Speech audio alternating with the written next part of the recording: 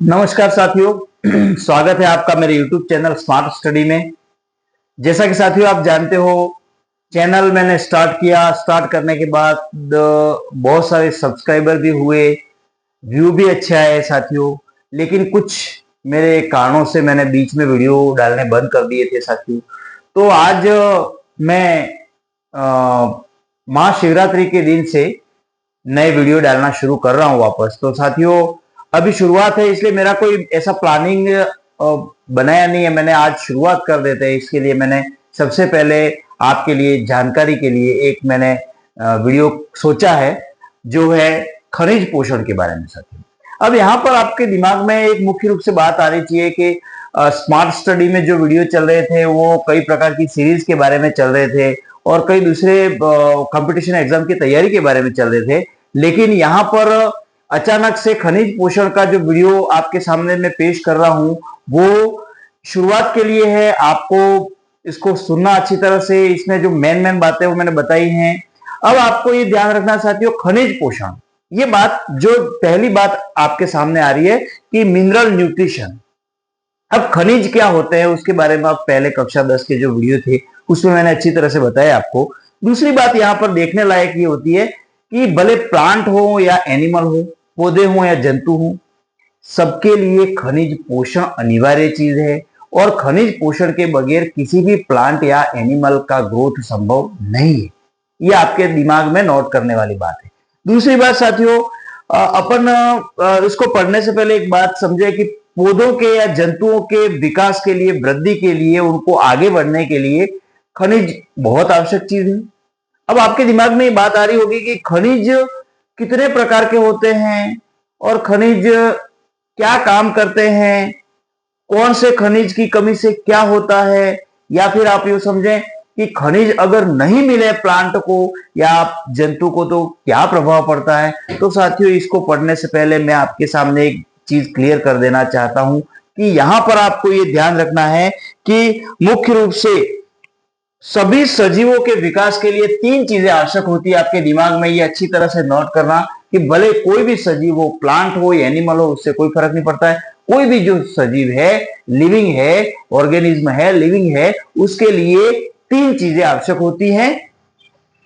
Carbohydrate,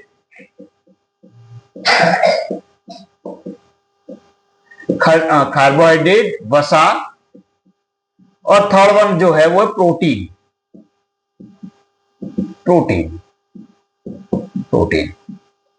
और साथियों इसके साथ अपन जोड़ सकते हैं खनिज, और एक और जो मोस्ट इंपॉर्टेंट एलिमेंट है हमारे लाइफ के लिए वो है वाटर, जल।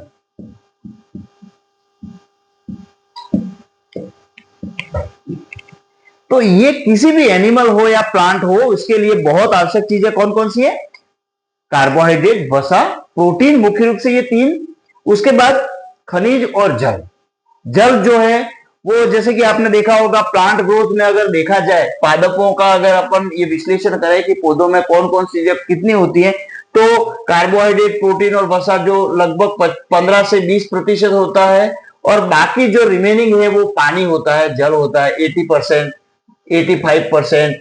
ये किसके ऊपर डिपेंड करता है कि प्लांट कौन सा है, कौन से हैबिटेट का प्लांट है, कहां पर पाया जाने वाला प्लांट है। इसके आधार पर अपन कह सकते हैं कि भाई ये इसमें कितना पानी होगा, कितना खनिज होगा और कितना प्रोटीन, वसा और कार्बोहाइड्रेट होगा। तो ये मेजर पॉइंट है, ये याद रखने का मेजर बात ये है साथियों कि आपको ये ध्यान रखना है कि किसी भी प्लांट या एनिमल की ग्रोथ के लिए मुख्य रूप से कार्बोहाइड्रेट, वसा, प्रोटीन पाए जाते हैं, और वो 15 से 20% में हो जाते हैं।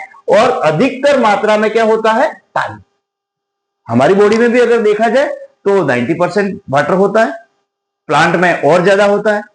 जो एक्वेटिक प्लांट हैं, जैसे जल में रहने वाले जो पौधे हैं, उनमें और ज्यादा पानी होता है, 95 to 99% तक वाटर होता है। तो यहां पर वाटर एक बहुत ही एसेंशियल एलिमेंट है।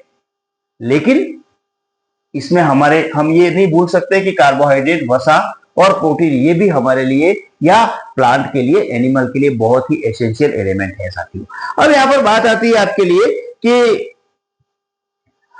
अब समस्त जो हरे प्लांट होते हैं, मतलब अपन यहां पर प्लांट की बात करें, हरे जो ग्रीन प्लांट होते हैं उनके अंदर आप मुख्य रूप से देखेंगे कि सरल जो पदार्थ, जटिल जो पदार्थ होते हैं वो उनको सरल में कन्वर्ट किया जाता है।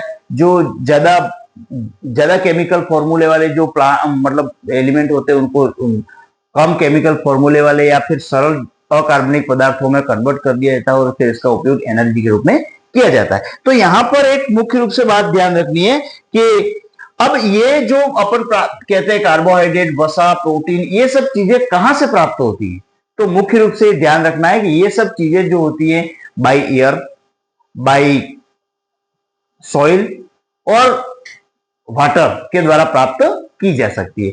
तो यहां पर मुख्य रूप से ये ध्यान रखना है कि ये कहां कहां से प्राप्त होती है। तो ये सभी खनिज पोषण में आते हैं। कहां पर खनिज मिलते हैं, कहां से प्राप्त होते हैं, न्यूट्रिशन, और इसके अध्ययन को क्या कहते हैं साथियों कि खनिज पोषण विज्ञान कहते हैं, खनिज विज्ञान कहते हैं, खनिज पोषण विज्ञान कहते हैं, खनिज पोषण विज्ञान कहा जाता है। तो ये मुख्य रूप से याद रखने लायक बात आपके लिए है कि भाई मेनली कार्बोहाइड्रेट, प्रोटीन, वसा, अपन एक एक करके उसके बारे में, फिर मिनरल कैसे होते हैं, कौन कौन से मिनरल होते हैं। अब जैसे यूं देखा जाए तो कार्बोहाइड्रेट की बात करें तो CHO एलिमेंट इसमें ये होते हैं, कार्बन, हाइड्रोजन और ऑक्सीजन। ठीक है, कार्बन, हाइड्रोजन और ऑक्सीजन, ये भी इंपॉर्टेंट चीज है। ये कार्बोहाइड्रेट बना इससे है, वसा भी इससे बना, प्रोटीन भी इससे बना, यानी कि जो बेसिक जो एलिमेंट है वो कार्बन है, हाइड्रोजन है, ऑक्सीजन है, मैग्नीशियम है, कैल्शियम है, क्लोरीन है, क्लोराइड है, फास्फोरस है, सल्फर है। ये सब चीजें जो है वो मिनरल में आती है। अपन इसका अध्ययन करेंगे और देखेंगे कि मिनरल कितने प्रकार के होते हैं, कौन कौन से होते हैं। अब अगर किसी प्लांट में ये देखने जाएं कि कितने प्रतिशत भाग कौन से मिनरल का है, कितने प्रतिशत भाग कौन से खनिज का है, तो अपन देखने के लिए उसको अलग अलग मेथड है कि भाई कितने इसके अंदर जो पादप का भस्म निकालेंगे, अपन पौधे के अंदर पानी को निकाल करके जो बाकी खनिज लवण जो होते हैं उसको कैसे निकालेंगे, उसके अलग अलग मेथड है।